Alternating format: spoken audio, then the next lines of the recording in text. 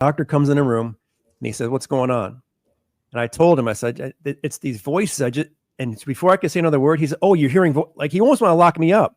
So what is it about a person? Because I don't think, my personal opinion is this. I don't think the majority of people experience the level of rumination that I had felt in that period of time, to the point where even at night, it would wake me up. It wouldn't stop.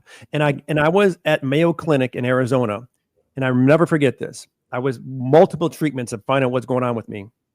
Doctor comes in the room and he says, "What's going on?" And I told him, I said, "It's these voices." And before I could say another word, he said, "Oh, you're hearing," like he almost want to lock me up. "Oh, you're hearing voices?" I'm like, "Oh shit, I better cool off here, because I think they're about to take me away." Literally, Nancy, that's how I felt. And I said, "Oh yeah, it's like this." But literally, at that point, the self-talk was more than self-talk. It was bombardment of these horrible voices. What is that? Just sounds torturous. It was really torturous. Can I ask a question there? Did it get kicked off by any particular event, or it just showed up, or you'd always been that way?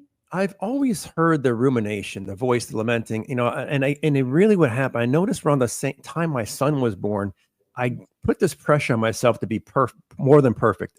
Now my father's perfectionist, my mother's a critic. Okay, so I'm not no blaming. Just I'm telling you this is the teachers I was raised by.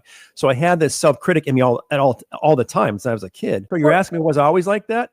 Yeah, I probably was always like that. But when I had my son, now I had the critic and the perfectionism. I got to be this perfect father. And then the rumination really kicked in. And then in 2019, it was out of control for 5 years.